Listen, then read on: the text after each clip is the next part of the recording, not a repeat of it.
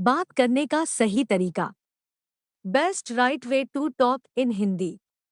अगर आप अपने मुंह से निकली हर बात में से एक सही इरादा लाते हैं तो ये ध्वनियां आपके भीतर एक खास तरीके से संबंधित होंगी।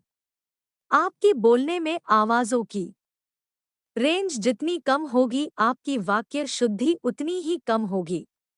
तो अब आपको इसे एक सक्रिय जागरूकता और इरादे के साथ सुधारना होगा। बोलने का क्षमता मनुष्य को दिया गया एक उपहार है।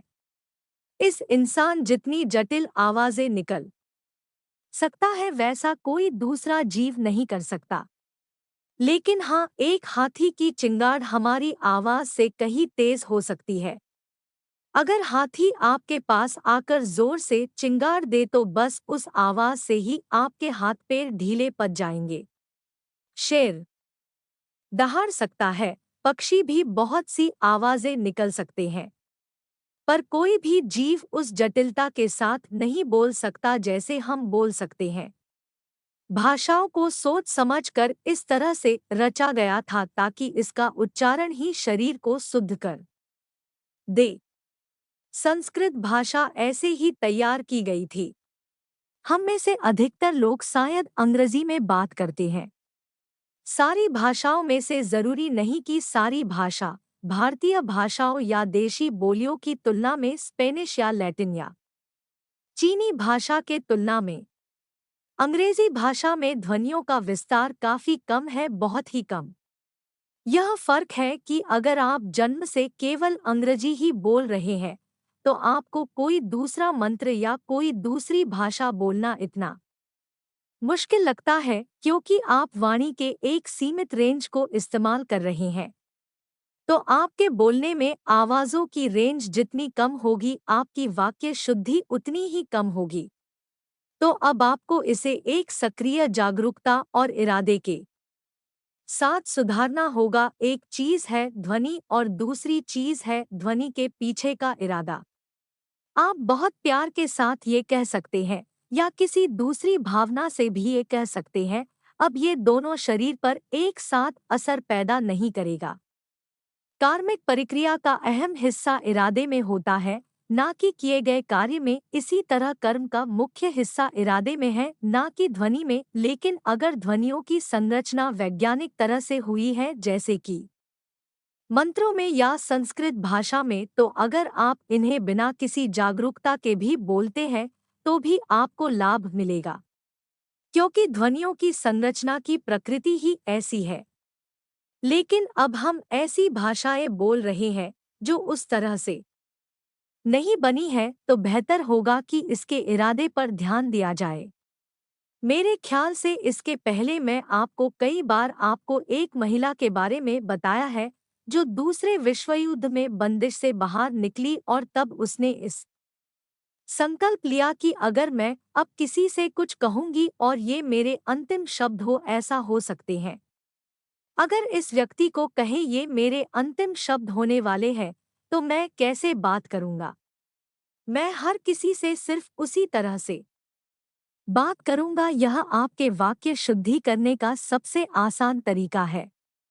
वाक्य शुद्धि का मतलब है अपने मुंह से निकली हुई ध्वनियों को शुद्ध करना, ध्वनियों के प्रति जागरूक होना, ध्वनियों के विज्ञान या हमारे ऊपर पड़ने वाले इनके असर के प्रति जागरूक होना। और इस तक कैसे पहुँचे, यह एक अद्भुत चीज है। इसकी समझ एक जीवन काल में नहीं आने वाली। यह नाधी योग है, इसमें बहुत मशक्कत लगती है। तो उसके लिए नाधी योग करने के लिए आपके पास एक मंत्र है।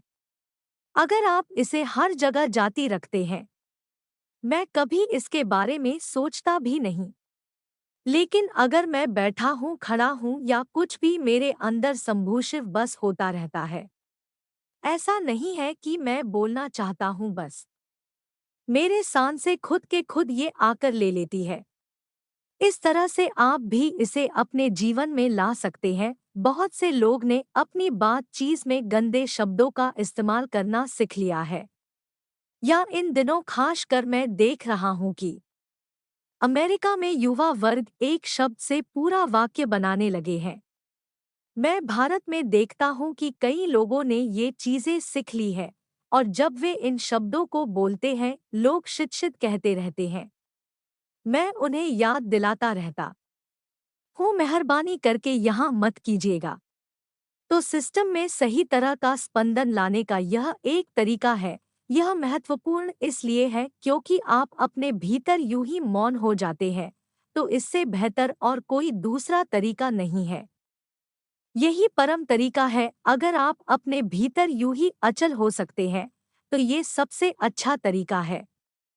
अगर ऐसा नहीं हो रहा है, तो अगला सबसे अच्छा तरीका ये है कि आप शिव कह सकते हैं। यह पुण्यता के सबसे करीब है। वरना अगर बस एक शब्द आपके लिए काम नहीं करता तो आप एक थोड़ा ज्यादा लंबा गाने के लिए आपको एक लाइन चाहिए। तो आप ब्रह्मानंद स्वरूपा या कोई और जप कर सकते हैं या वैराग्य के उन 5 से 6 मंत्रों में से जो भी आपने चुना है, आप जिसके साथ भी संबंधित हो बस उसे कीजिए। सबसे बढ़कर आप अपने द्वारा बोली गई हर ध्वनि में सही इरादा लाइए। अगर आप अपने मुंह में निकली गई हर बात में से एक सही इरादा लाते हैं, तो ये ध्वनियां आपके भीतर एक खास तरह से संबंधित होंगी। सही किस्म के समाधान की इस बुनियाद का होना जरूरी है। अगर आप इस मानव तंत्र को एक ऊंची संभावना की तरह इस्तेमाल करना चाहते हैं, वरना ये हमेशा आपके पीछे घिसटता रहेगा। अगर आप चाहते हैं कि ये एक बड़ी संभावना बने तो इसके पास सही किस्म की समाधान की बुनियाद होनी चाहिए और आपके द्वारा बोली गई ध्वनियों की शुद्धता, ये वाक्य शुद्धि उसका एक अहम हिस्सा है। और या आप पूरी तरह स्थिर या मौन हो सकते हैं, तो उसके जैसा कुछ भी नहीं है।